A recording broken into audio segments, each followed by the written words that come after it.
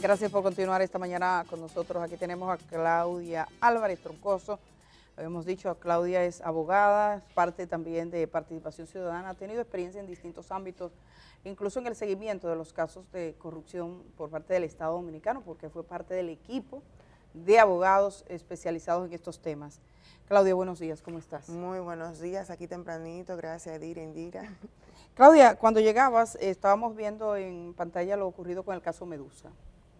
Y bueno, uno de los aspectos que sacaron los abogados y que fue tema de discusión fue la entrevista que dio aquí el presidente de la Cámara de Cuentas.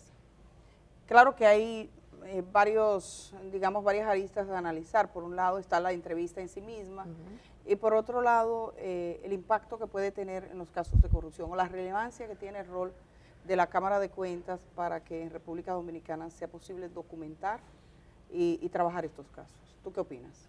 Sí, indudablemente que como está configurado en el país, las estructuras y sobre todo las entidades puntuales para garantizar el debido proceso, el Estado de Derecho más que todo, y sobre todo la parte de fiscalización, persecución, obviamente la política de persecución, la parte de judicialización y la fiscalización, que es lo más importante, sobre todo cuando estamos tratando de darle aplicación a las normativas y a las leyes en el plano del sector público, en el sentido de, por ejemplo, las compras y contrataciones, las leyes en ese sentido, los procesos establecidos para la parte de que sea una competencia con un balance equitativo, que sea transparente el proceso, sobre todo que garantice que todos los oferentes, los licitantes y proveedores puedan participar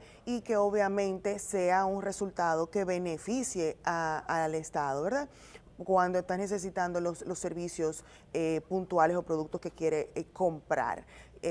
Y obviamente que en esos procesos no se estén dando situaciones que en vez de beneficiar al Estado estén beneficiando a funcionarios públicos. Entonces, la parte, como toda organización, tanto en el sector público como en el sector privado, tiene quienes están en la responsabilidad de que deban de ejercer sus funciones en los procesos, que están establecidos, y luego obviamente está la parte de la Contraloría General de la República. Como todos sabemos, hay una representación en cada entidad pública de la Contraloría General para ver que cada peso que se esté pagando corresponda debidamente a lo que se está realizando, a esa factura, y que vaya a quienes se han contratado en realidad y que no se desvíen esos fondos. Y luego no entra la parte como de auditoría que viene siendo la Cámara de Cuentas. Entonces, ese rol y ese papel es indudablemente que importante, y eso no se puede solamente hacer de que una vez al año, así cuando yo me acuerde, o que una entidad pública pasen 2, 3, 4, 5 años y hasta más, que es el caso que se ha dado muy lamentablemente en nuestro país, y no haya sido auditada. Y eso que es una auditoría normal. No estamos hablando de aquellas que son auditorías especiales o procesos especiales que tiene la Cámara de Cuentas, que es básicamente lo que más ha estado utilizando el Ministerio Público para, con esas documentaciones, con esos informes de la Cámara de Cuentas, entonces poder ver si hay algunas brechas, si hay algunos incumplimientos y fallas, y qué grado significan de gravedad que tengan estos incumplimientos, y cómo esto ha afectado en cuanto a la parte monetaria en los fondos que se han estado utilizando o desviando o pagando de más, y entonces eso, pues entonces ellos tienen la potestad de remitirlo al Ministerio Público y les sirve de base en los casos de investigación que ellos puedan establecer de corrupción pública. Aprovecho, Claudia, y te invito a un café. Así Aquí está nuestra compañera Kenia, trae el café. Ahora que tú mencionas esos casos de corrupción pública, vimos aquí en la entrevista que hicieron mis compañeros cómo se puso de manifiesto la falta de gobernabilidad que, de acuerdo a su presidente, existe en la Cámara de Cuentas. Entonces, ligándolo con la corrupción pública, ¿cómo puede esa falta de gobernabilidad afectar esos procesos judiciales que vemos ahora mismo, por ejemplo, el caso Calamar, caso Medusa, Antipulpo y demás, ¿qué peso tiene lo que pasa en la Cámara de Cuentas o puede tener con esos casos ya mayores? Fíjate, para hilarte en lo anterior, entonces, todo lo que tiene que ver con las estructuras de fiscalización, con la persecución, el ataque y la lucha contra la corrupción, indudablemente que tiene todo un aura de que es fehaciente, de que tiene confianza en el proceso y las personas que lo están realizando, y que el producto que se va a entregar es un producto que vino basado en los procesos propios de cómo hacer esas investigaciones y con la documentación soporte también que dio como resultado un informe o un documento final en ese sentido. Entonces, es indudable que para esas instituciones tenemos que tener personas idóneas, ¿verdad? No solamente desde el nivel técnico, sino también desde el nivel de la integridad de la persona, del comportamiento y la conducta ética, sobre todo, que son los pilares de toda gobernanza, en adición, obviamente, la experiencia, el conocimiento, etcétera. Pero en lo que se ha estado develando de manera muy desafortunada, es algo que ha arrastrado lamentablemente esta institución como la Cámara de Cuentas por ya muchísimos años. Y es indudable que tiene mucho que ver en la manera en que se compone el gremio, o sea, los miembros que integran la Cámara de Cuentas, cómo son elegidos. Ese elemento lamentablemente, de la politización de cómo se eligen estos miembros, muy lamentablemente lo que hace también es que eso vaya, que no debería de ser, vaya y acompañe también en la forma en que se desempeñan, en cómo se comunican. Y cuando se degradan elementos como la comunicación, el respeto, Sí, que entonces, está en cero. Exacto, que es lamentablemente lo que estamos viendo en este momento. Entonces, eso lleva a un traste a la situación del día a día, de la operatividad, que se va dejando de margen y que en algunos momentos uno pudiera hasta creer y pensar que es un objetivo dejar esa situación de margen y que en las situaciones del día a día, de cómo nos llevamos, en las trifulcas, en el límite direte, se vayan entonces desgastando y se pierda el tiempo y no se vaya entonces a lo que debe de realizarse. Y eso cuando pasa desde la cabeza, en este caso desde los miembros que componen la Cámara de Cuentas, y eso se devela a los demás integrantes, como el personal de la institución, obviamente. Quita mucha autoridad. Quita autoridad, el modelo de gobernanza, entonces te indica aquí no importa lo que se haga o que no se haga, no hay una dirección clara de quién es entonces la persona que está liderando con competencia y con mando, a quién yo le voy a rendir cuenta, a quién no, o sea, se pierde todo ese hilo, lamentablemente, y se degrada, como digo, esa gobernabilidad interna de esa institución. Entonces, eso lleva al margen de si hago o no las funciones que tengo que hacer, si lamentablemente entran conflictos, posibles conflictos de intereses internos, luego intereses externos que encuentran una brecha por donde entrar también en esa debilidad de las funciones. Sí, porque hay muchas comunicaciones externas también, como que cada grupo, cada gente, y mucha gente metiendo la cuchara. Porque si la institución está así en desbandada, pues se presta a todo eso. Se presta a todas esas situaciones, muy lamentablemente. Entonces, si tú no tienes también actos de consecuencias a lo interno, si tú hiciste algo indebido, algo incorrecto, en lo que son tus funciones, en tu conducta, y eso tampoco se llama capítulo, imagínate si arriba hay situaciones ya donde se transgrede, se filtran informaciones. El chat de los miembros de la Cámara de Cuentas, que para mí es de lo que muestra más la decadencia de comunicación interna. Los miembros de la Cámara de Cuentas tienen un chat en Signal, no es en WhatsApp, en Signal, donde se comunican los 5. Y ahora están apareciendo. Yo he visto ya 4 documentos, no por ellos, sino porque andan rodando de mano en mano, ahorita se hacen virales, es decir, sí, como conversaciones que además yo creo que hay algo de ilegal en eso. Eso primero es muy lamentable. Eso es muy lamentable porque todo lo que compone comunicaciones dentro de personal y personas que integran una organización y que lo que se discute son informaciones de esa organización, sea un documento, sea un correo electrónico, sea una llamada, en este caso los mensajes privados a nivel de aplicaciones telefónicas, eso compone documentación confidencial de esa organización y de las personas. O sea, yo por ejemplo converso contigo. Yo tengo derecho, porque incluso aunque no fuera de una organización, aquí estamos y somos nosotras tres, tenemos un chat, y yo pongo lo que sea, estamos hablando entre las tres. Si tú le sacas copia a ese documento y se lo mandas a otra gente, ¿eso puede ser? ¿Eso es ilegal? Eso sería ilegal. Primero vas a irromper lo que es la política, porque WhatsApp tiene una política también. Si ellos están haciendo el Signal realmente, sí, pero... y bueno, también eso también tiene su propia política, y cuando tú y hay también lo que llaman las reglas de chat, ¿verdad? Donde se dice porque tú entras a un chat por la confianza de las personas que componen ese grupo de chat, y lo que tú vas a discutir ahí, ¿verdad? A veces uno lo habla y no piensa que, bueno, más adelante tú puedes ser utilizado en mi contra, o alguien lamentablemente lo puede utilizar y puede, qué sé yo, cortar ciertas cosas y luego aparentar que estás en un hilo de comunicación cuando ha sido alterado, muy lamentablemente eso también. Y desde el punto de vista legal también, porque es una comunicación entre tú y yo, si somos nosotros solamente, o el grupo de personas que hemos acordado estar en ese chat, no para discutirlo con terceras personas. Yo no tengo derecho a sacar copia a una impresión, a una conversación que tenemos tú y yo, y difundirlo sin tu permiso. No, es que no puede ser. Eso va contra legalmente. Eso claro, no se sabe quién lo hizo, pero aquí hay una debilidad muy grande en ese aspecto también. Aquí hay una falta urgente de una ley real de protección de datos de la persona.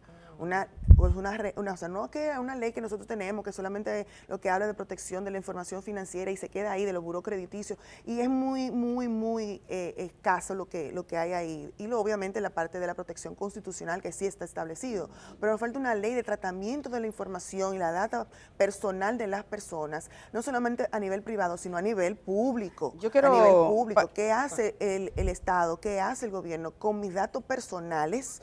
¿Cómo los utiliza? ¿Cómo los maneja? ¿En qué momento yo tengo derecho a decirle, mira, esto no es lo que tú debes hacer y no puedes utilizarlo sobre esto, no puedes tenerme en esta base de datos? Cualquiera te puede consultar y puede pasar. Mira, simplemente para terminar el tema de la información, porque contrasta muchísimo que mientras circula la información así, mira, uno de los problemas graves que tiene la Cámara de Cuentas es el tema de la documentación, que le voy a dar esa parte ahora, pero sí quisiera un aspecto y que lo conversaba contigo para saber la legalidad o no. De hecho, nosotros estamos preparando varias informaciones. Ahí donde estás, el presidente de la Cámara de Cuentas dijo, soliciten los audios y las actas. El Listín Diario hizo el ejercicio, lo solicitó y se lo niega. ¿Por qué se lo niega? Está sustentado, la Cámara de Cuentas lo niega el Departamento de Libre Acceso a la Información Pública. Tengo entendido que no fue ni siquiera al Pleno. Y lo niega bajo el supuesto, y no me puedo quedar tranquila con eso, y no puede ser que estemos conformes con que se le dé a la comisión que investiga, a los periodistas y a los medios, que a decir a la ciudadanía cómo es que le niegan la información sustentados en una decisión administrativa del 9 de marzo. Sí, 9 de marzo del 2021. Cuando estaba la anterior Cámara de Cuentas. Esa Cámara de Cuentas anterior, al echarse la paloma, que ya no iba para ningún lado, sabiéndose investigada, se sabían investigado, decidieron que los medios de comunicación, ni periodistas ni nadie, podían acceder a las actas y a los audios hasta el 2025. Hasta el 2025 pusieron una norma. Y entonces hasta un periodo, o sea, un vencimiento. De gracia. Y eso es legal, Claudia. ¿Qué tanto de legalidad tiene Mira, eso? la ley de acceso a la información es una herramienta poderosísima, no solamente para que como ciudadanos y obviamente como cuarto poder, los periodistas también puedan tener acceso a esas informaciones y hacer sus propias investigaciones y saber cómo está funcionando el tren gubernamental y nuestras instituciones públicas y qué está sucediendo ahí adentro. Lo que lo que sucedió, por ejemplo, con el metro, que también fue negado esa solicitud de información por cuestiones de seguridad nacional, pero qué tanto a nivel de seguridad nacional y qué cosas no se pueden saber sobre eso y por qué las razones de bloquearlo o de limitarlo. En esta oportunidad es una limitación de los audios, ¿verdad? Tengo entendido, audios y actas. Ok. O sea, eso es secreto de Estado. Entonces, las razones del por qué el Pleno de ese momento entendía que había que hacer eso, es importante también conocerla, que de seguridad nacional, que son algunos de los elementos que ponen limitaciones en el acceso a la información, ellos entienden que no se puede develar cuando, por ejemplo, cuando hacen las discusiones, cuando está en sesión ambas cámaras del Congreso, eso es público y se devela, y lo que se discute ahí uno puede pedir las informaciones y documentaciones. ¿Por qué entonces no se puede obtener esas actas para saber cuáles fueron las situaciones que se develaron ahí y que se discutieron? Es importantísimo.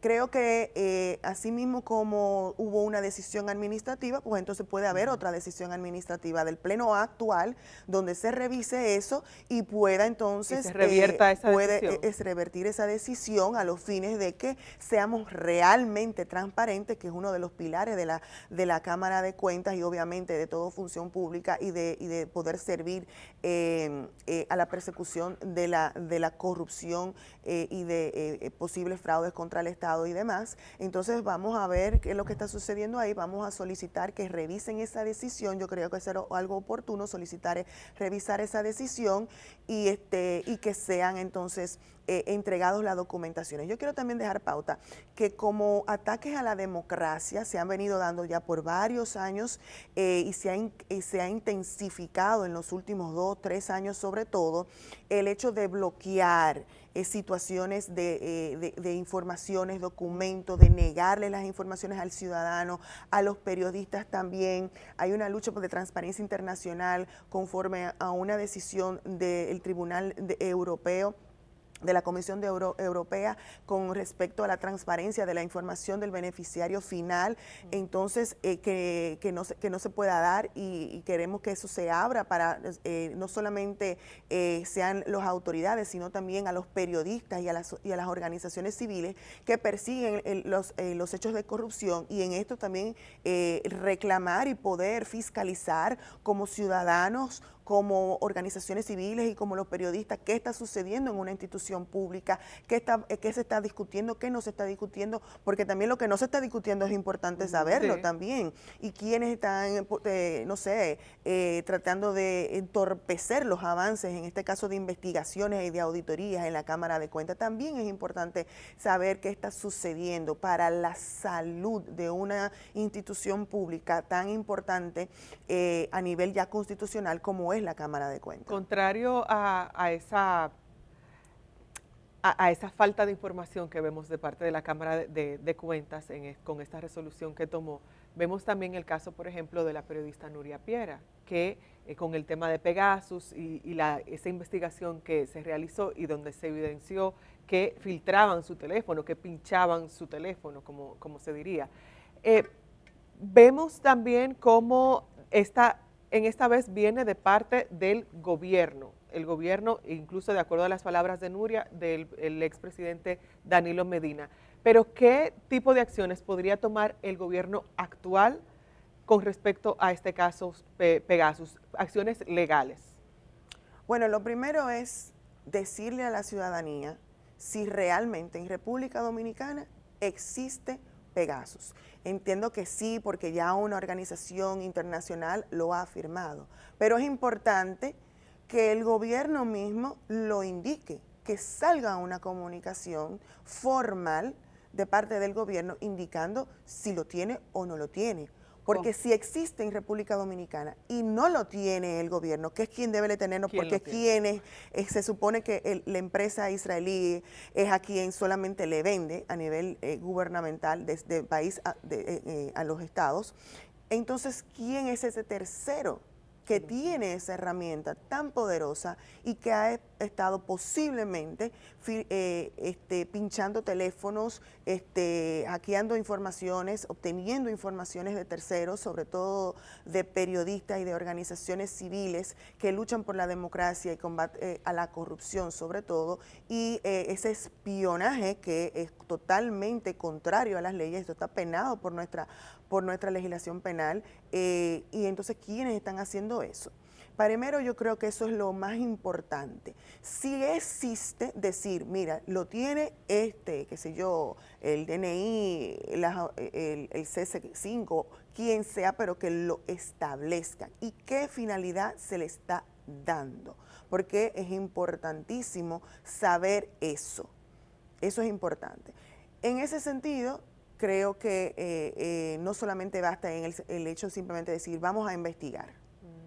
No solamente no, de hecho el gobierno ni siquiera dice que va a investigar. No hay una, la carta del ministro de Interior y Policía, Amnistía Internacional, le sugiere que el Ministerio Público debe investigar. Entonces el Ministerio Público dice, nosotros le responde, es un caso de acción pública a instancia privada, por lo tanto Nuria Piera debería ir al Ministerio Público para que el Ministerio Público inicie una indagatoria.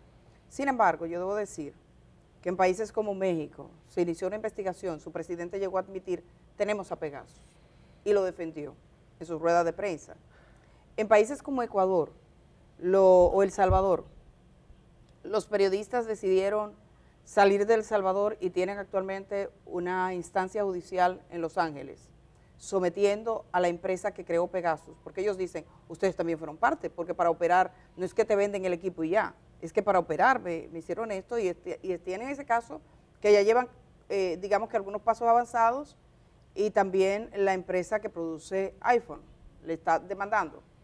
En Europa, ¿qué hizo Europa? El Parlamento Europeo ordenó una investigación. En República Dominicana no va a pasar nada. Hay un silencio total. Entonces sí, te dicen simplemente, nosotros no hablando, estamos de acuerdo y ya. Claro, en los últimos países que has mencionado, en el caso de Europa, obviamente, Estados Unidos, México tiene, aunque en las últimas actuaciones recientes del presidente López Obrador, un poco atacando esa parte de acceso a la información y los derechos de las personas, pero estamos hablando de países que tienen legislaciones importantes con protección de datos. California es una jurisdicción importantísima y qué bueno que entonces ahí mismo sea donde está siendo llevada esa demanda por esos periodistas de El Salvador, porque California tiene una normativa de protección de datos de las personas y de qué hacer y cómo tú acumulas la base de datos y qué haces con ella y qué no haces y si la puedes vender a terceros y cómo devolver. Entonces, eso va a ser un resultado interesante cómo va a ser ese proceso. ¿Qué nos indica a nosotros entonces? Vuelvo y repito, nos hace falta una normativa sobre ese sentido de protección de la data y el uso de la información que hace el gobierno o el Estado con los datos de los ciudadanos que damos o entregamos o que ellos tienen acceso. Yo vuelvo entonces, hago hincapié, acuérdate que he venido aquí en ocasiones a hablar del proyecto de ley de la Dirección Nacional de Investigación, el DNI, ¿verdad? Que eso es lo que es un departamento, ahora va a quedar una dirección. Entonces, eso ahí establece que el DNI tiene por la potestad de ir a donde cualquier persona y solicitar y pedirle y de requerirte a ti a que le entregues información de manera directa. ¿Cuáles son las investigaciones? En el nuevo proyecto. Exacto, en el nuevo proyecto que tengo entendido que ya está casi ya por aprobación final. Entonces, eso ahí debería acotarse, aprovechar en ese proyecto. Lo digo y lo menciono porque en el caso de Argentina, que es uno de los países más avanzados en Latinoamérica en la legislación de protección de datos, en lo que tiene que ver con su normativa de lo que sería el DNI para ellos, ¿verdad? Ahí habla de una comisión para la creación del Banco de Protección de Datos y de Archivos de Inteligencia, Entonces, eso está establecido en esa ley y luego de ahí, entonces se refiere a una ley, decreto, que se estableció que se hace acceso a la información pública y excepciones de seguridad nacional en Argentina. Yeah. O sea, estamos hablando de que se tomó en consideración esos elementos. Aquí ni siquiera se ha tomado en consideración esos elementos para este proyecto de ley y entonces tenemos esa situación del Pegasus y cuáles entonces, y la ciudadanía está desprotegida. Entonces, en lo que mencionas de del Interior y Policía, que luego que debe de ser Ministerio Público y demás. Vuelvo. Es que una situación le pasó a una ciudadana, esa ciudadana se encargará lo que va a hacer o lo que no va a hacer, pero eso no quita que tú quieras saber que el interés nacional, el interés nacional, qué está sucediendo, quién tiene esta herramienta que me está haciendo un paralelo, porque es un paralelo a nivel de espionaje y de investigación, un paralelo que no debe ser espionaje obviamente por el gobierno, pero que de investigación o de inteligencia, que puede ser que hay usado organismos dedicados a eso. Que puede ser usado incluso en términos políticos. Claro. Obvio, puede ser utilizado para un sinnúmero de cosas, de hacerle daño a una persona, a terceros o cualquiera. Entonces, ese es el aspecto sensible e importante. Que el Estado tiene que decir, nos interesa regular eso, nos interesa ser transparente y no tenemos problema en informarlo. Claro. Y aquí se dice incluso que hay 2 Pegasos, es posible tener 2 Pegasos. De hecho, la compañía, si le escribe a Amnistía Internacional, no responde a nosotros, pero al Estado está obligado a responderle. Es el Estado dominicano el que debe verificar qué fue lo que pasó. Que no encuentran aquí los recibos, que no lo dejaron en la oficina pública donde lo compraron. Que parece ser que fue privado. Bueno, pues pero entonces usted va directo a la fuente. A la fuente, claramente. El Estado puede hacerlo, ojalá y lo haga, pero hay que ver si está el interés. Posibilidades ahí. Debe de estar el interés, no debe de faltar, debe siempre estar. Y para eso están entonces los periodistas, para poder ejercer esa presión también por esa vía, porque a veces hay que recordarle a las personas también. Sí, que no nos quedemos con eso. Y tampoco con el tema de la Cámara de Cuentas, de que es que yo no lo logro entender. Mira, que me pongo a pensarlo y yo no sé si ustedes lo entienden, que nadie puede acceder a las actas y a los audios de la Cámara de Cuentas. Pero sí a los chats. Pero ven acá, es de cosas familiares. ¿De qué están hablando ahí? Ustedes son el DNI. Porque si tú me dices, bueno, el DNI dice que a sus reuniones, uno lo entiende porque ellos viven acechando gente, buscando cosas de seguridad del Estado, cosas de esas, se puede entender. El Ministerio de Defensa, bueno, esa gente, la naturaleza de su trabajo, pero ahí no se deciden, ahí se hace un plan de auditorías, pero ahí se aprueban auditorías. Hay una sentencia del Tribunal Superior Administrativo que le ha obligado a la Cámara de Cuentas a entregar los documentos y anexos. Pues tú me vas a dar eso. Pero gracias, lo dijo Claudia. Aquí mismo, el mismo presidente de la Cámara. Es verdad. Sí, que se lo entregó al caso Medusa. Se lo entregó, entonces entregaron los documentos. Es verdad, ese es un buen precedente. De una auditoría, que eso fue el objeto de la audiencia del viernes pasado del caso Medusa. Entonces, si eso ya, por una orden judicial. Se cae de la mata como un mango maduro, que ahora es lo que está de moda. Gracias, Claudia, por estar esta mañana. Tienen que darlo. Siempre. Gracias a Claudia Álvarez, abogada. Ella es parte del Consejo Directivo de Participación Ciudadana y he trabajado mucho esos temas, ustedes la ven. Hacemos este cambio, señor director, y regresamos de una vez.